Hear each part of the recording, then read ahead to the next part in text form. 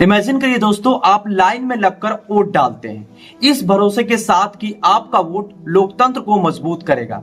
लेकिन अगर वो वोट कहीं गायब हो जाए या फिर आपका नाम ही वोटर लिस्ट से गायब कर दिया जाए, हटा दिया जाए, क्या ये लोकतंत्र है या फिर लोकतंत्र का मजाक? आज हम बात करेंगे उस सबसे बड़े विवाद की जिसने 7 अगस्त से लेकर अब तक भारतीय राजनीति को हिलाकर रख दिया है, वोट चोरी कंट्रोवर्सी।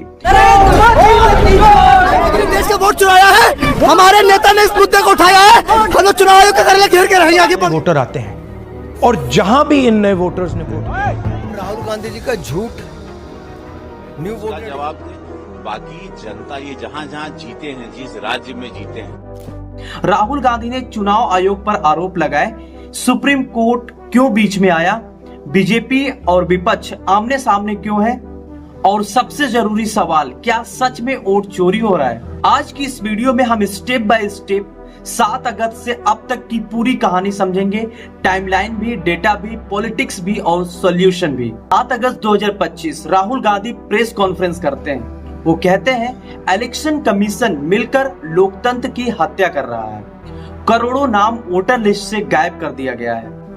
उन्होंने दावा किया कि कर्नाटका चुनाव में 30 लाख नाम वोटर लिस्ट से हटाए गए, और सिर्फ कर्नाटका ही नहीं बल्कि देश भर में 6.5 करोड़ नाम वोटर लिस्ट से डिलीट हो चुके हैं। अब सोचिए 6.5 करोड़ का मतलब क्या होता है? ये संख्या ऑस्ट्रेलिया की पूरी पॉपुलेशन से भी ज्यादा है। राहुल गांधी ने 5 बड़े सवाल इलेक्शन कमीशन से पूछे। किस आधार पर नाम हटाया गया? लोगों को पहले से जानकारी क्यों नहीं दी गई? क्या सरकार का दबाव था?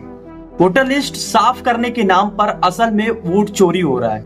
इलेक्शन कमीशन को जवाबदेही क्यों नहीं है? समय पहले हमें दाल में काला लगा। चुनाव के नतीजे आते थे, मूड एक तरीके का होता था, रिजल्ट दूसरे तरीके का। मुझे याद है उत्तराखंड में हम चुनाव हारे।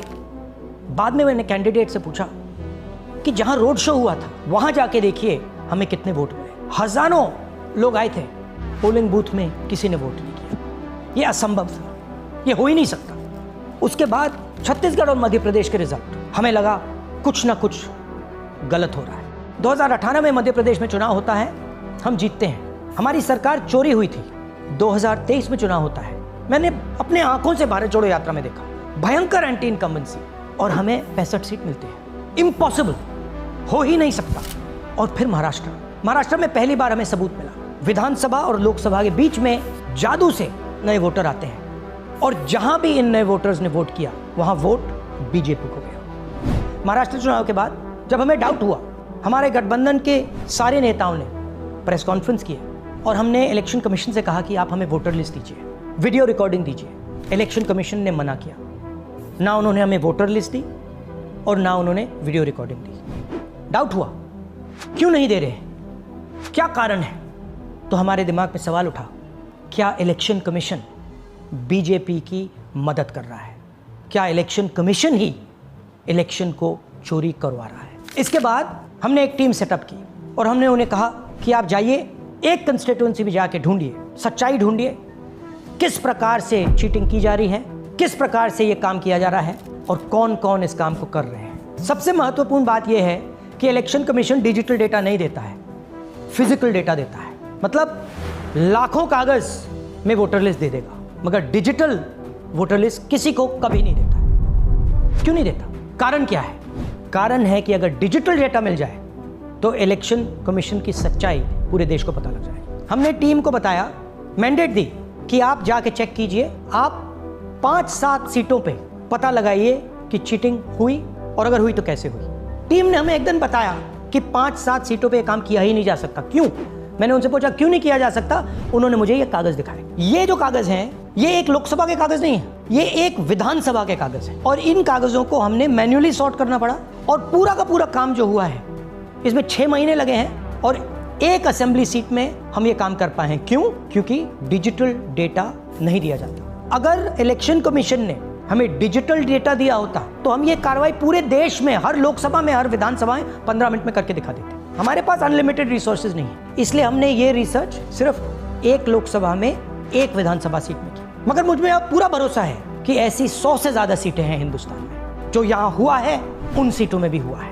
और याद रखिए, अगर बीजेपी को 10-15 सीटें कम आती तो आज नरेंद्र मोदी प्रधानमंत्री नहीं होते, इंडिया गठबंधन की सरकार होती।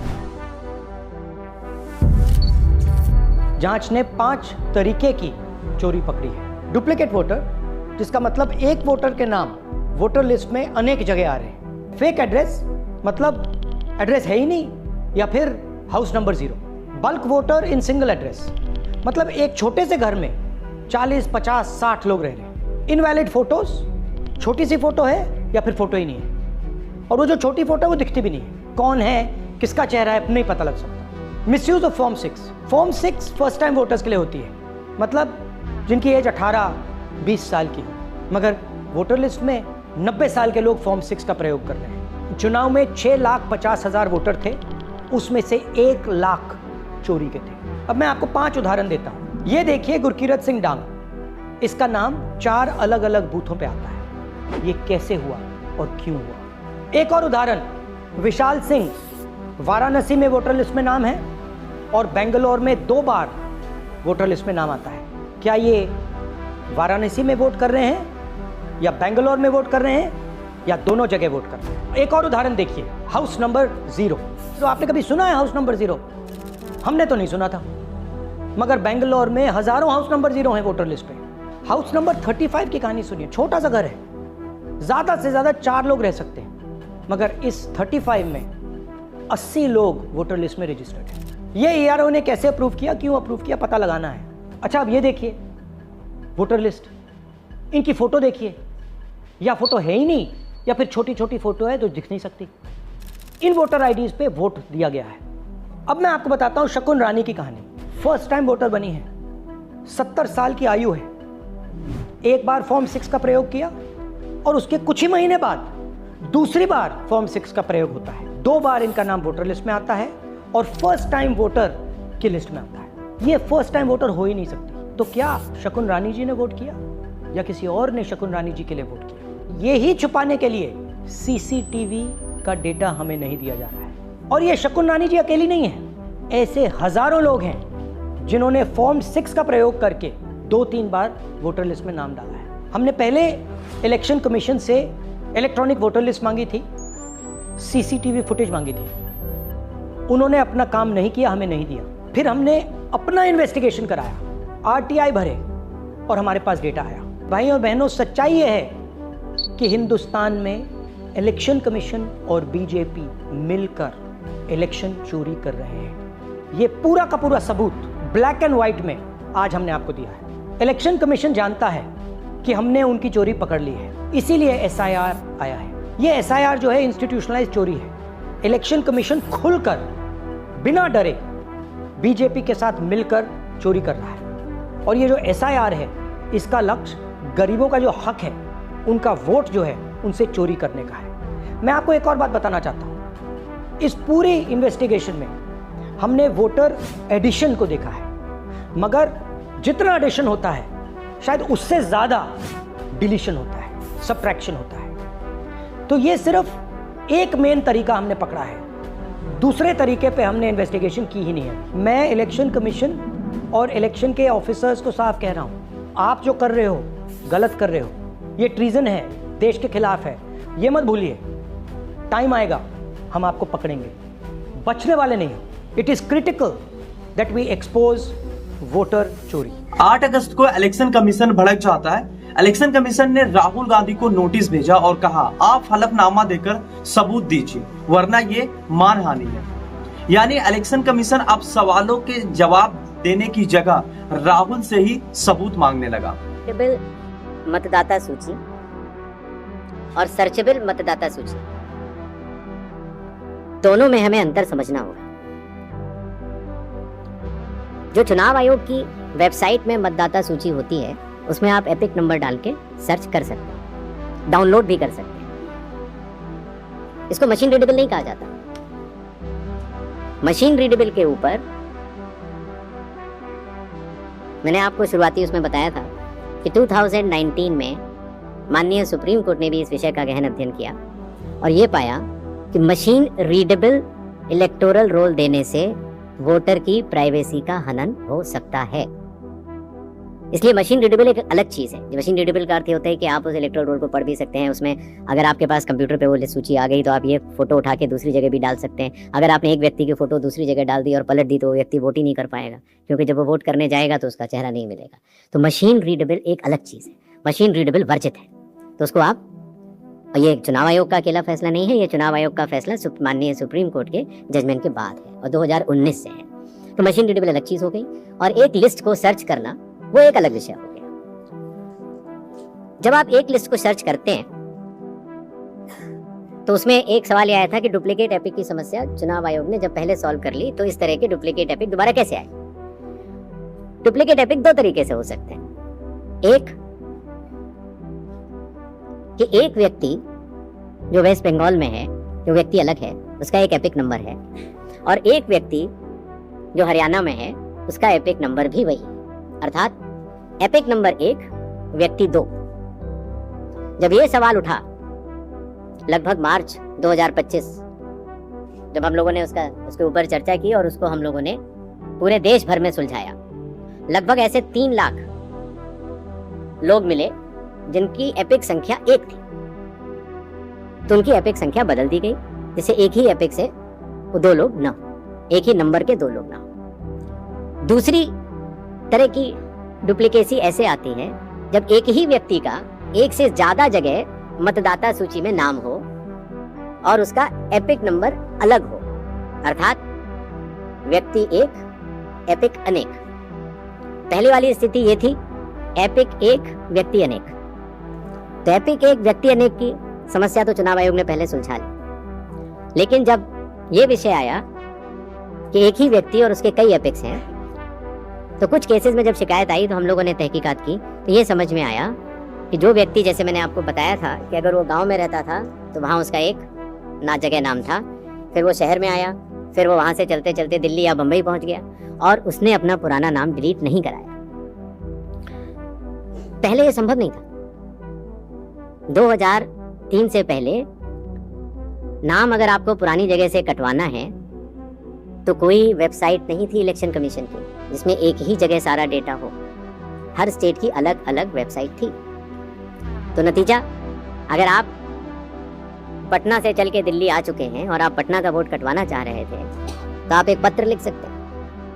अब उस पत्र के ऊपर कार्रवाई हुई, आपने सही जगह भेजा, नहीं भेजा और आपका वहाँ वोट नहीं कटा, आप दिल्ली आ चुके, आपका यहाँ नया मतदाता सूची में नाम आ गया, आपके पास एक नया एपिक नंबर है। तो 2003 से पहले चूंकि तकनीकी सुविधा अवेलेबल नहीं थी तो इस तरह के बहुत लोग जो माइग्रेट कर करके अलग अलग जगह गए, उनके नाम कई जगह आ गए। फिर एक ये सवाल उठा कि फिर उसको आज की तारीख में तो वेबसाइट है, कंप्यूटर है, उसको आप सेलेक्ट करके हटा सकते हैं। लेकिन वही मैं बात आपको बताना चाह रहा था, चुनाव आयोग मतदाताओं के साथ चट्टान की तरह खड़ा होता है। अगर किसी के कहने से मैं आपका वोट काट दूं या किसी के कहने से मैं ये मानूं कि पीयूष जी के नाम के, अगर आपको अंदाजा न हो तो अगर पीयूष जी के नाम को अगर आप 100 करोड़ में सर्च करेंगे तो आपको हजारों लोग मिलेंगे।